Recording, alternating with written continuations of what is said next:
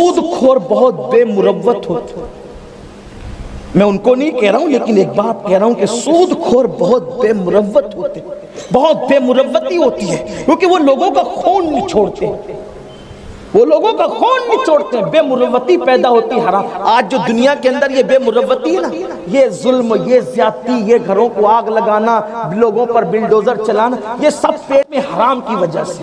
اگر پیٹ میں حلال جائے نا، اگر کافر بھی اور حلال کھائے تو اتنے گندے کام نہیں کرتا، اور مسلمان ہو کر کے حرام کھائے تو اتنے گندے کام کرے گا مسلمان ہو کر بھی کہ آپ اس سے توقع نہیں کر سکتے، کیونکہ جو پیٹ میں جاتا ہے وہی دکھاتا ہے۔ یہ جو دیور کا بھابھی کے ساتھ پکڑے جانے کی وارداتیں سن رہے ہو، اس کی وجہ پیٹ میں حرام کا لقمہ، یہ جو سسر اور بہو کے درمیان کی جو اخبارات کے اندر تم سرخیاں پڑھ رہے ہو کہ سسر نے جو باپ کی طرح ہوتا ہے بہو پر پاپ کا ہاتھ ڈالا، پیٹ میں حرام جاتا ہے تو ہوتا ہے۔ یہ بغیر حرام جاوے نہیں ہوتا، جو پیٹ میں جائے گا وہی رنگ دکھائے گا۔ اور یہ پیٹ جو ہے، یہ پیٹ، اس میں آپ اتنا سمجھ لو میرے بھائی، سب بات چھوڑو، اگر آپ پیاز کھاتے ہو نا، پیاز، تو آپ کا پسینہ بدبودار نکلتا ہے، اور آپ اگر گلقند کھائیں، گلقند چند دن، آپ کے پسینے کی بدبو، منہ کی بدبو ختم ہو جائے۔ اب آپ مجھے بتائیں، پیاز بہرحال حلال ہے، جب ایک حلال غذا پیٹ میں جاتی ہے تو اس کا اثر جسم پہ ظاہر ہوتا ہے پسینے کی شکل میں، اور ایک خوشبودار چیز جاتی ہے تو بھی وہ اپنا اثر دکھاتی ہے۔ تو جب حلال غذائیں اپنا اثر دکھاتی ہے تو سود اندر جائے گا تو کیا دکھائے گا؟ آپ چند دن پیاز کھا کر دیکھیں مسلسل، آپ کے پسینے میں بدبو آئے گی، اور آپ گلقند کھا کر کے دیکھیں پسینے سے بدبو ختم ہوگی، معدے میں جو جائے گا وہ اثر دکھائے گا۔ اسی طریقے سے آپ دیکھیں، ٹھنڈی چیز کھاتے ہیں تو آپ کو زکام ہو جاتا ہے، ہوتا ہے کہ نہیں ہوتا؟ گرم چیز کھاتے ہیں تو اس کا کوئی اور اثر ہوتا ہے، گرمیوں میں گڑ کھائیں تو ناک سے خون نکلتا ہے، معدے میں جا رہا ہے تو اثر دکھا رہا ہے نا۔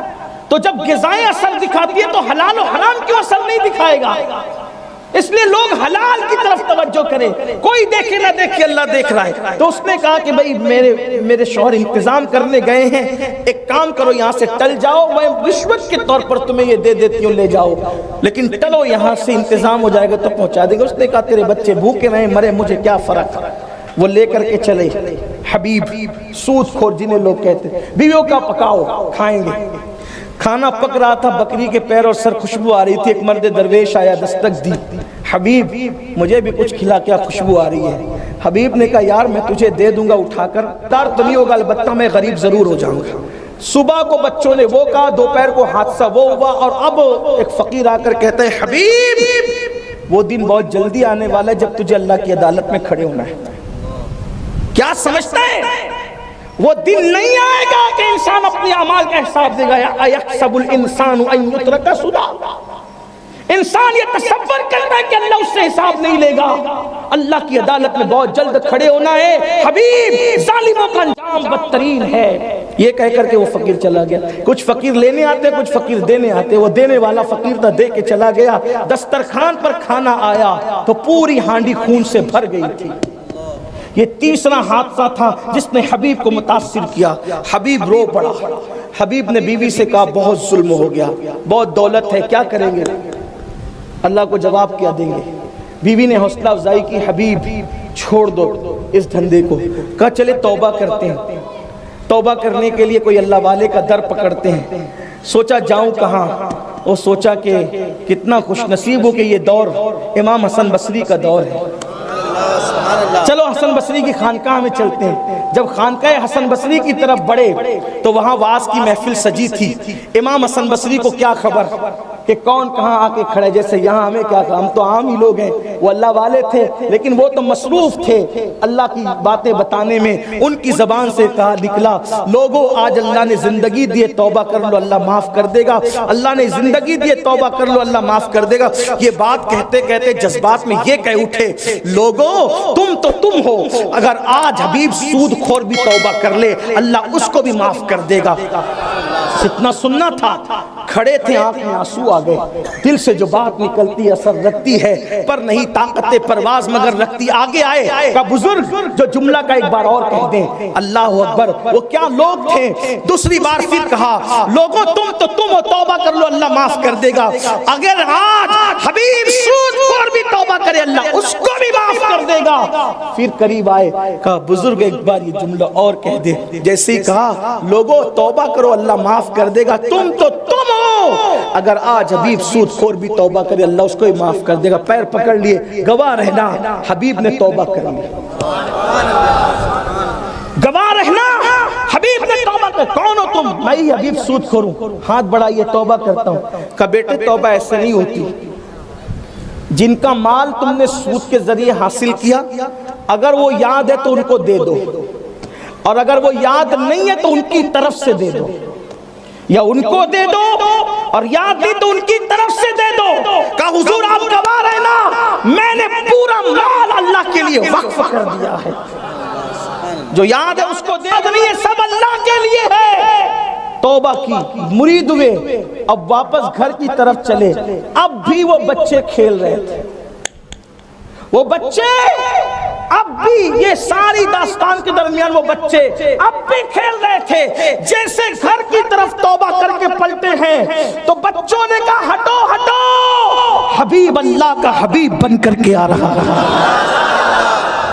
آنکھ میں آنسو, رو پڑے, مولا یہ تو صرف میں جانتا ہوں کہ میں نے حسن بصری کے ہاتھ پہ توبہ کی ہے.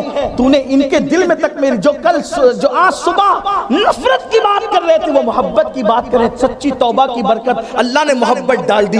پھر وہ حبیب کیا ہوئے پتہ ہے, جسے دنیا حبیب سود خور کہتی تھی, پھر وہی حبیب سچی توبہ کے بعد ولی ہوئے. اور اسی ولی کو دنیا نے حضرت حبیب عجمی کے نام سے جانا. اور حبیب عجمی وہ ہے جو غوث پاک کے پیروں کے پیر ہے, جو غریب نواز کے بھی پیروں کے پیر ہے. سچی توبہ نے وہاں تک پہنچایا. پھر کہاں تک پہنچے پتہ ہے؟ توبہ کس کے ہاتھ پہ کی؟ حسن بصری کے ہاتھ پہ. اور مقام کہاں پہنچا؟ ایک مرتبہ حبیب عجمی سے ملنے کے لیے امام حسن بصری اپنی خانقاہ سے نکل کے ان کی خانقاہ میں جا رہے تھے. مغرب کا وقت ہو گیا. حبیب عجمی نے مصلی پہ جا کے مغرب شروع کر دی. حضرت حسن بصری سوچنے لگے, اس نے میرے ہاتھ پہ سود سے توبہ کی تھی, پڑھوں کہ نہیں پڑھوں اس کے پیچھے نماز, اس کی اقتدا کروں کہ نہیں کروں. اور پھر میں عربی ہوں, یہ عجمی ہے, اور عجمی ہے تو اس کی اقتدا کروں کہ نہیں کروں. اسی سوچ میں حبیب نے سلام پھیر دیا. توجہ کرنا, توبہ کرنے والوں کے مرتبے قدرت کیسے دکھاتی ہے. ہاں, پڑھوں کہ نہیں پڑھوں, اسی میں سلام پھیر دیا. اب نماز پڑھی, خانقاہ میں گئے. رات کی آخری حصے میں آنکھ لگی. آنکھ لگنے کے بعد خواب میں اللہ کا جلوہ دیکھا. اہل سنت کے نزدیک اللہ کو خواب میں دیکھنا جائز ہے. دوسرے لوگ مذاق اڑاتے ہیں, اڑاتے ہیں, لیکن ہمارا مسلک یہی ہے کہ اللہ کو خواب میں اگر کوئی دیکھتا ہے تو یہ جائز ہے. لیکن جب ہر کوئی کو حضور نظر نہیں آتے خواب میں تو اللہ کیسے. تو بہرحال خواب میں اللہ کا جلوہ دیکھا جیسا کہ اس کی شان ہے. تو اللہ سے عرض کی, مولا, اللہ نے فرمایا حسن مانگ, کیا مانگتا ہے؟ کہ مولا بس اتنا چاہتا ہوں کہ اب تک جتنی عبادتیں کی ہے قبول کر لے, اب تک جتنی عبادتیں کی قبول کر لے.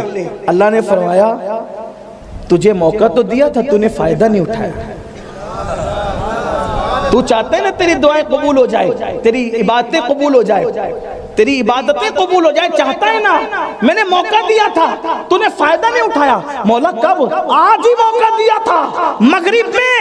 اگر 3 رکعت حبیب عجمی کے پیچھے پڑھ لیتا تو جو 4 آئے میں تیری مراد کو پورا کر دیتا.